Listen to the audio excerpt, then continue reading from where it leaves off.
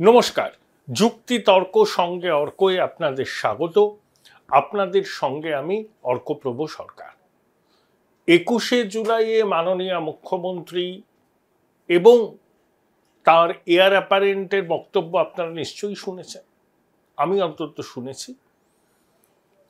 নানাবিধ লম্বা চওড়া ক্লেম করেছেন দুজনেই, এবং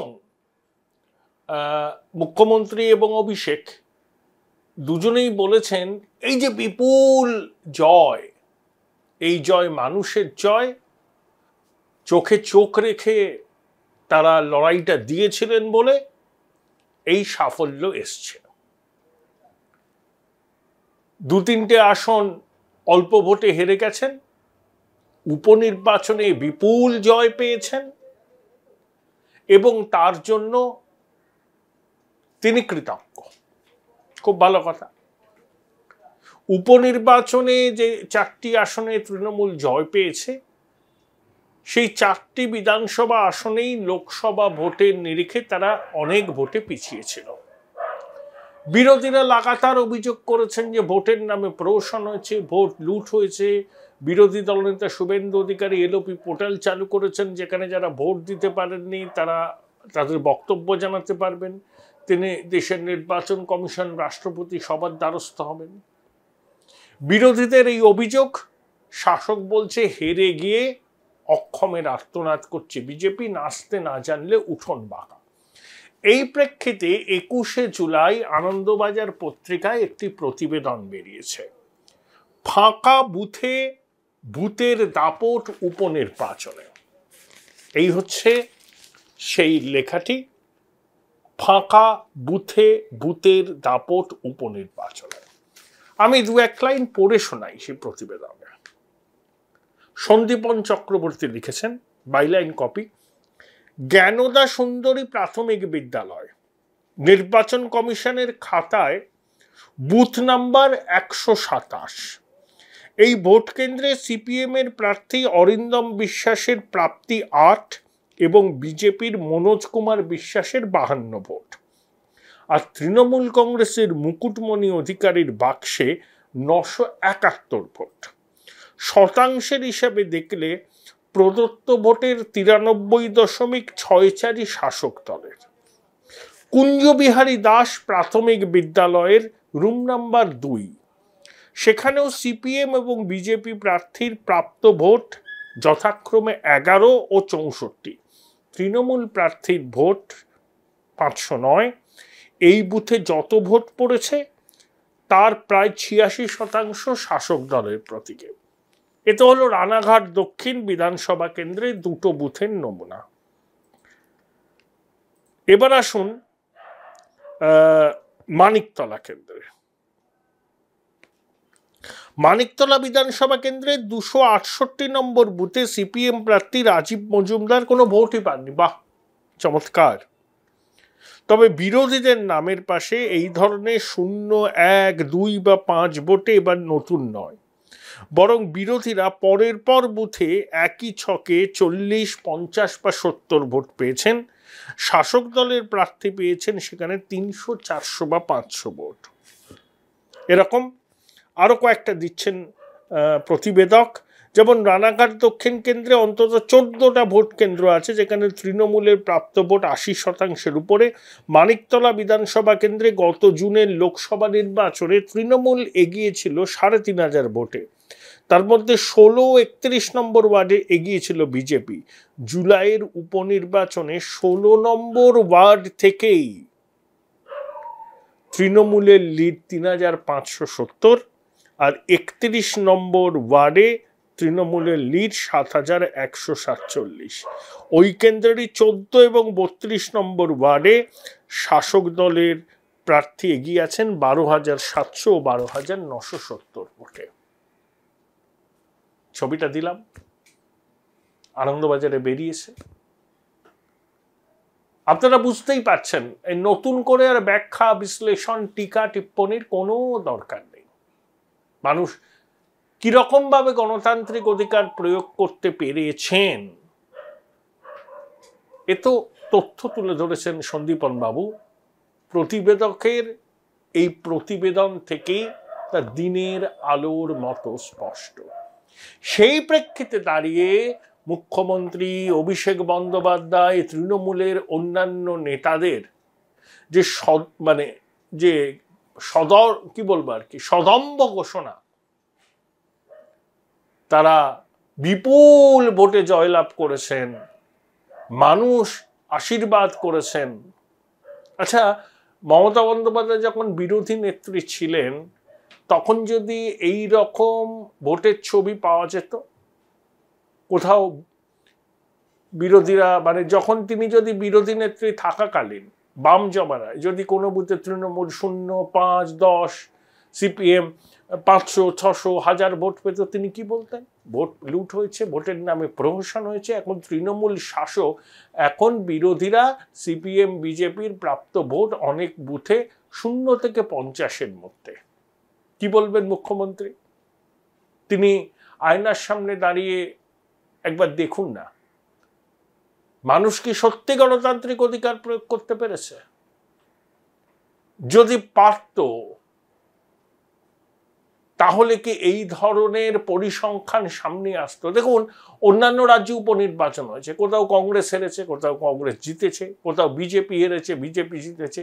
কেউ বলেনি যে ভোট লুট হয়েছে, বৈধ ভোটাররা ভোট দিতে পারেন। এই যে অখিলেশকে নিয়ে আপনি পাশে বসিয়ে তার প্রশস্তি করলেন, অখিলেশ তো বিধানসভা নির্বাচনে হেরেছিলেন 2022-এ।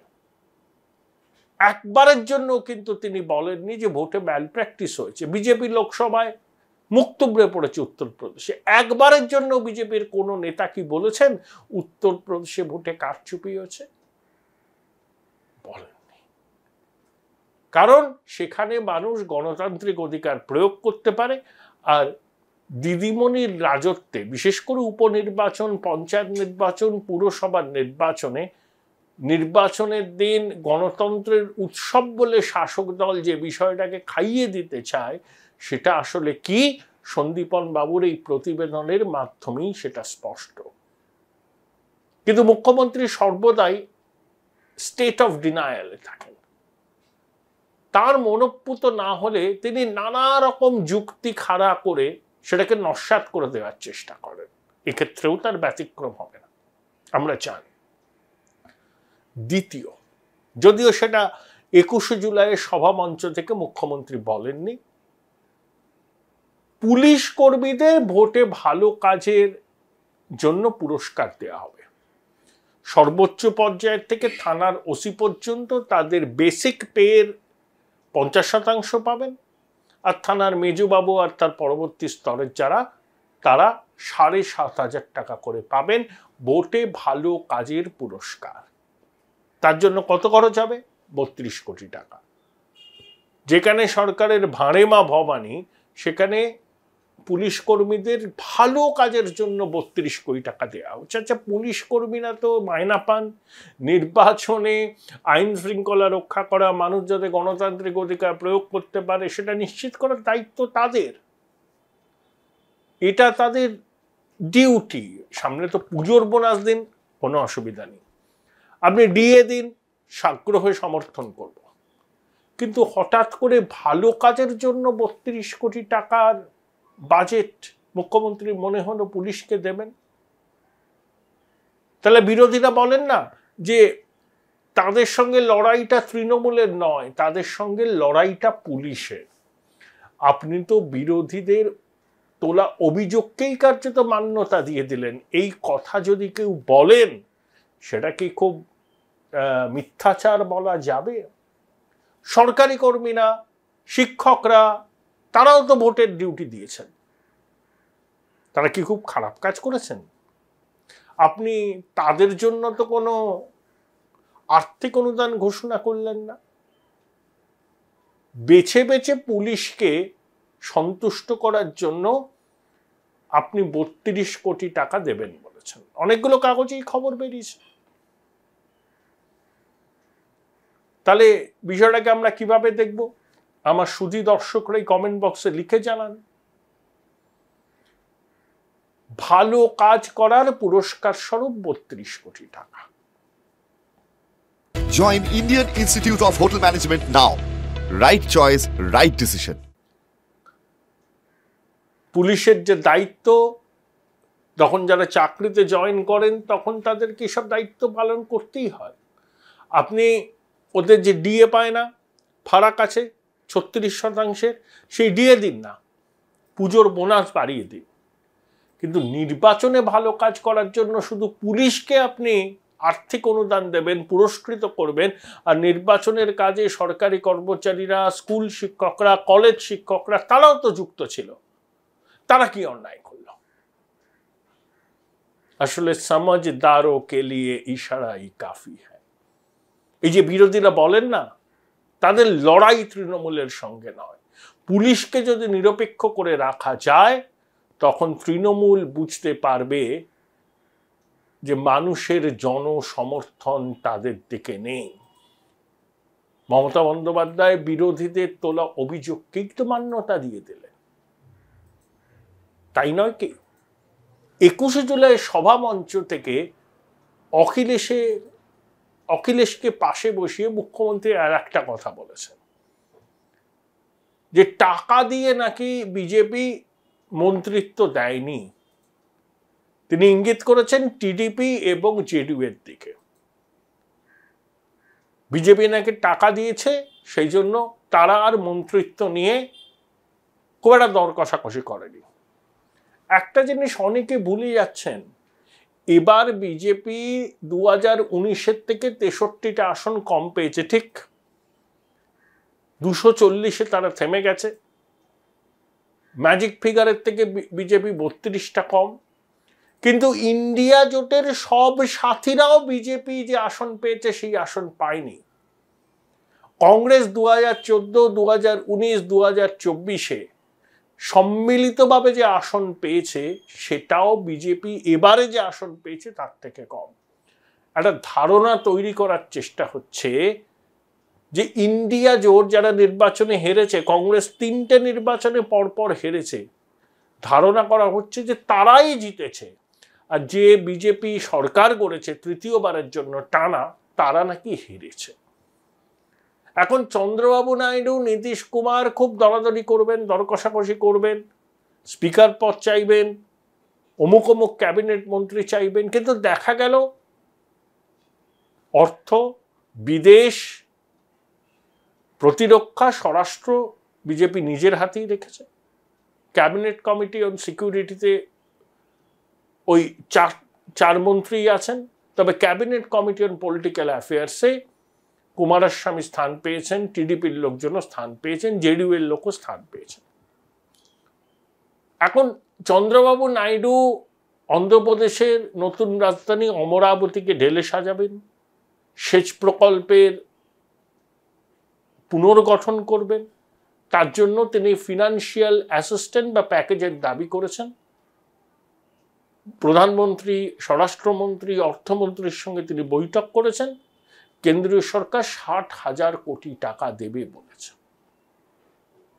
নীতিশ কুমারের দল বিহারের জন্য বিশেষ মর্যাদার দাবি করেছে। এটা এনডিএর অভ্যন্তরীণ বিষয়। এনডিএ শরিকরা বিজেপির সঙ্গে আলোচনা করে তারা তো সম্মত হয়েছেন, তাদের জন্য মন্ত্রিসভায় যে মন্ত্রকগুলো বরাদ্দ করা হয়েছে। চন্দ্রবাবু নাইডুর দিল্লিতে ক্যাবিনেটে তার কোন মন্ত্রী কতটা গুরুত্ব পেলেন তার থেকে বড় কথা তিনি অন্ধ্রপ্রদেশের জন্য কতটা কেন্দ্রীয় সরকার থেকে আদায় করতে পারলেন। নীতিশ কুমার পরের বছরের শেষে ভোটে যাবেন, তারও বিহারের জন্য আর্থিক প্যাকেজের দরকার। মমতা বন্দ্যোপাধ্যায় বলে দিলেন টাকা দিয়ে মন্ত্রিত্ব দেয়নি। আপনার অত মাথা ব্যথা কেন? আপনি তো এনডিএ শরিক নন। আবার বললেন কোনোদিন উনি বিজেপির সঙ্গে যাবেন না। আপনি পায়ে পা তুলে পা লাগিয়ে ঝগড়া করুন, অন্যান্য রাজ্যগুলো কেন্দ্রের কাছ থেকে আর্থিক সুযোগ সুবিধা আদায় করে নিক, ইনভেস্টমেন্ট আদায় করে নিক, আর আমরা দেখি শুধু চেয়েছে রাজনীতির স্বার্থে। ওই 100 দিনের কাজের বকেয়া, আবাস যোজনার টাকাও আপনি খুব তাড়াতাড়ি পাবেন বলে আমার মনে হয় না। যদি অভিষেক বলেছেন আবাস প্লাস 31শে ডিসেম্বরের মধ্যে সম্পূর্ণ তালিকা হয়ে গেলে তারা টাকা দেবেন। টাকা জোগাড় করবেন, কিভাবে করবেন জানেন তারা। শিল্প টিল্প তো নেই। মদের এক্সাইজ ডিউটি বাড়িয়ে দেবেন, পেট্রোল ডিজেলের উপর এইসব চাপিয়ে দেবেন, স্ট্যাম্প ডিউটি রিল্যাক্সেশন ছিল উঠে গেছে, কেন্দ্রীয় করের ভাগ, এইসব নিয়ে আর ঋণ করবেন। কিন্তু কত ঋণ করবেন? ঋণ করার ঊর্ধ্বসীমার কাছাকাছি তো দাঁড়িয়ে আছি। আর যদি আপনি কেন্দ্রীয় সরকারের সঙ্গে সুসম্পর্ক রাখতেন তাহলে বাংলার জন্য অনেক কিছু পেতেন। আপনি সবার আগে নিজের ইগো, নিজের ভোট ব্যাংকে তুষ্ট করার কাজটাই করেন। তার জন্য আপনাকে কেন্দ্রের সঙ্গে পায়ে পা লাগিয়ে ঝগড়া করতে হয়। আর যারা নিজের রাজ্যের উন্নতিটার ভাবে,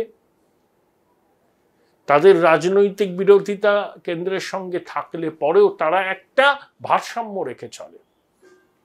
চন্দ্রবাবু নাইডু কি অন্যায় করেছেন? তিনি 60,000 কোটি টাকা আদায় করছেন কেন্দ্রীয় সরকারের কাছে, এটাই তো তার ডিমান্ড ছিল। নীতিশ কুমারও করবেন এবং কেন্দ্র দেবে। আপনি এই সুযোগটা হারালেন শুধুমাত্র ভোট ব্যাংক রাজনীতি করার জন্য।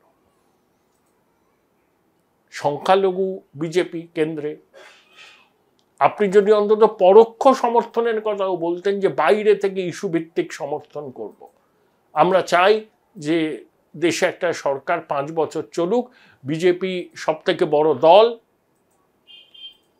তারা সরকার চালাবে, কিন্তু তাদের সংখ্যাগরিষ্ঠতা নেই, আমরা বাইরে থেকে ইস্যু বেসড সাপোর্ট করব।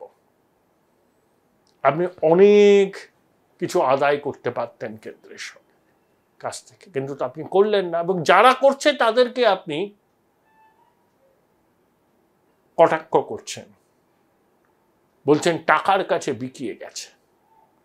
বঙ্গবাসী দেখুন, শুধু রাজনীতি করার স্বার্থে, ভোট ব্যাংকে তুষ্ট করার স্বার্থে কেন্দ্রীয় সরকারের সঙ্গে সব কটা বিষয়ে পায়ে পা লাগিয়ে ঝগড়া করছেন আমাদের রাজ্যের সরকার এবং শাসক দলের নেতা নেত্রীরা। এর থেকে কি আমাদের কোনো পরিত্রাণ নেই?